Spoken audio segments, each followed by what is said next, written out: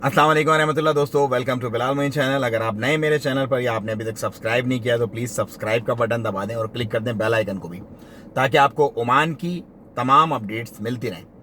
आज 571 केसेस हुए हैं 3 दिन के अकोमोलेटिव मिला के, और उसके साथ साथ ही जो है वो कुछ डेथ्स भी हुई हैं। लेकिन अल्हम्दुलिल्लाह एक बहुत ही पॉजिटिव न्यूज़ है, और वो ये है कि मंडे मतलब कल सुबह जो अमेरिकन हॉस्पिटल हैं उनमें फाइज़र की जो वैक्सीन है उसकी तरसील कर दी जाएगी। तकरीबन 3 लाख डोजेस के करीब जो है वो प्रोवाइड किए जाएंगे एज फर्स्ट बैच अमेरिका के हॉस्पिटल्स में, और उनको लोगों को जो है वो डोज भी देना शुरू कर दिया जाएगा कल से ही। इस वैक्सीन की ख़ास बात यह है कि ये अप्रूव है, 90% इसका रिज़ल्ट जो है वो आया है, जो कि उस वैक्सीन से तो कम है जो कि एक दूसरी कंपनी की वैक्सीन है, लेकिन इट्स गुड, क्योंकि इसको बहुत सारे मुल्कों ने ऑलरेडी अप्रूव कर दिया। इसी तरह बहरीन जो है वो एक चाइना की एक वैक्सीन है, उसके साथ उन्होंने उसकी अप्रूवल दी है, वो उसके साथ जाएंगे।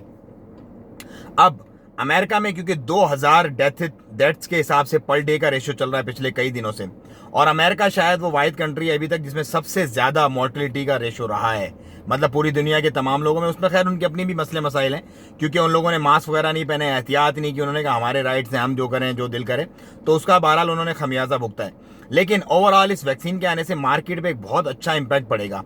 कल वाली जो मेरी अपडेट थी कि इन्वेस्टमेंट नहीं कर सकते खारिज, वो सिर्फ पार्टनरशिप प्रोग्राम के थ्रू ही जा सकते हैं। कल से वो लोग इस इन्वेस्टमेंट के एलिजिबल नहीं होंगे।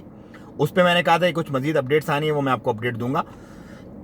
तो मेरा ये ज़ाती ख्याल है कि जो ऑलरेडी इन्वेस्टमेंट्स हुई हैं वो ऑफ कोर्स वैसे ही चलेंगी, या उनका कोई लाया अमल आएगा सरकार की तरफ से तो मैं आपसे शेयर करूंगा। लेकिन आगे से कोई भी इस तरह की इन्वेस्टमेंट उन कारोबार में जिनकी लिस्ट मैंने कल बताई थी अलाउ नहीं होंगे।